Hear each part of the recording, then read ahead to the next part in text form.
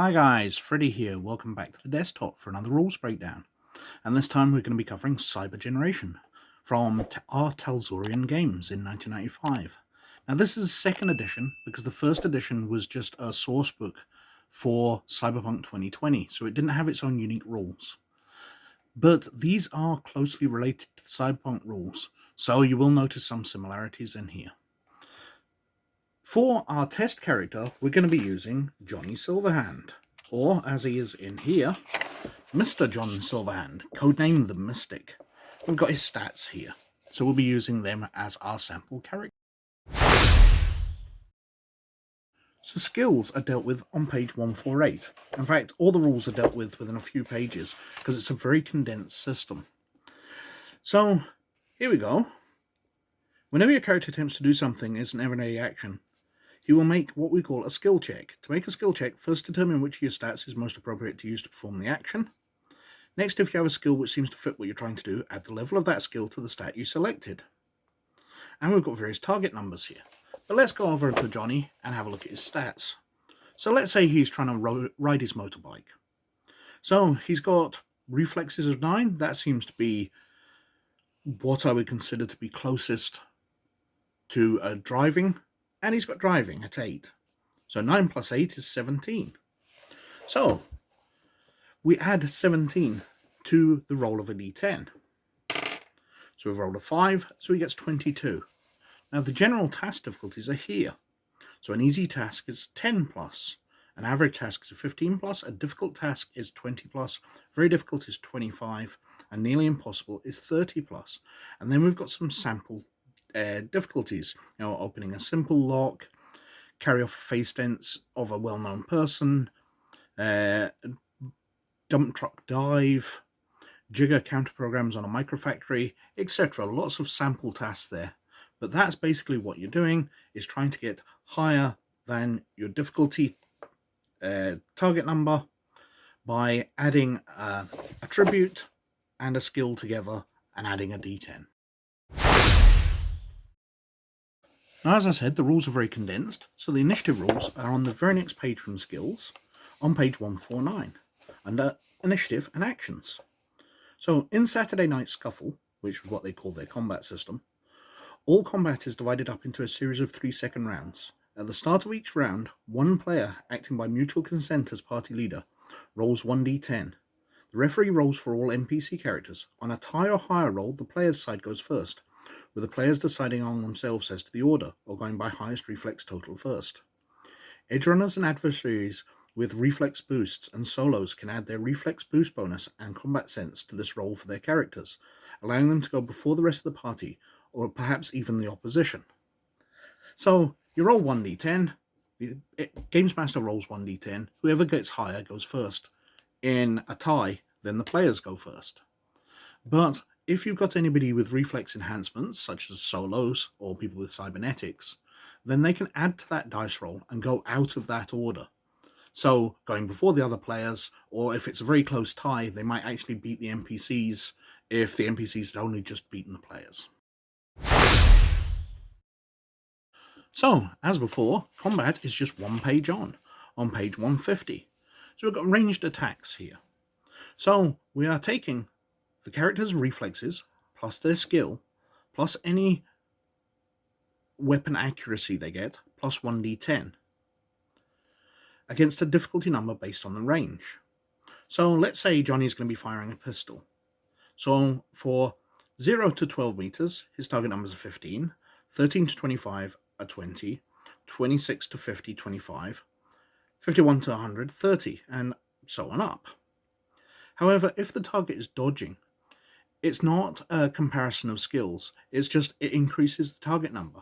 So an ordinary person dodging will add 2 to the firer's difficulty number, or 4 if they have a reflexes of 10 plus. Well, Johnny doesn't have a reflex of 10 plus, so let's say he's dodging, and he's trying to shoot himself at 50 meters.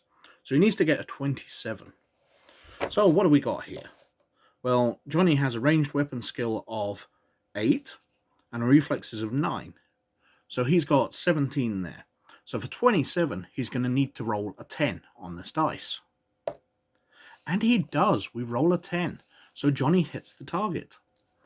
It's also worth bearing in mind that Cybergeneration supports critical hits. So his 10 is actually a critical, so he rolls and adds to that. So he got a 27, he rolls and adds, he gets a 4, so he takes that up to 31.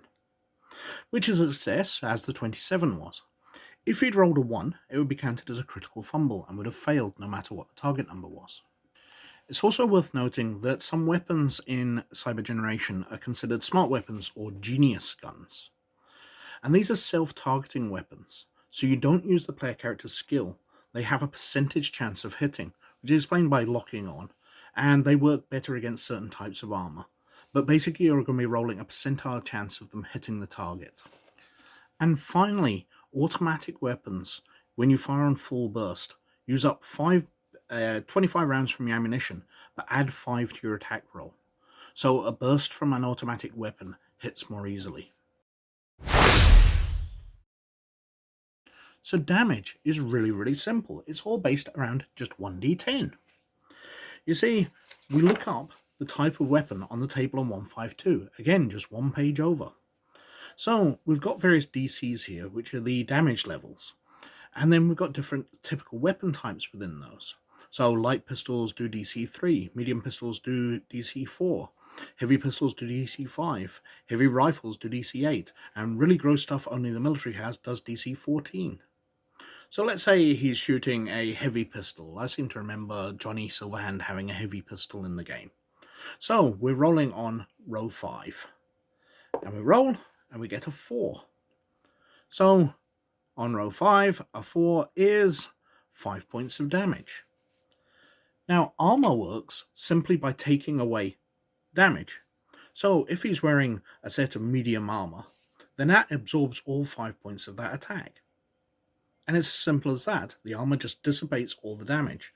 It's got an encumbrance value, which will lower your reflex stat while you're wearing the armor. But otherwise, it's helping just take away the damage from you. So saying Johnny had done 5 points of damage to himself, let's have a look at his character sheet. Now Johnny has a body of 7, and that represents his health levels. So he's taken 5 points of damage off his 7. What does that actually mean? Well, if we go back to page 151, see damage. At 0 wounds, he passes out. At -4 wounds, he is dead. But he's only at 2, so he's unaffected. And for healing those back, if we go on to page 154, we can see that as a normal person, normal healing without medical attention, he heals back 1 per day. Normal healing with medical attention, he heals back 2 a day. Now, Cyber Evolved heal back faster.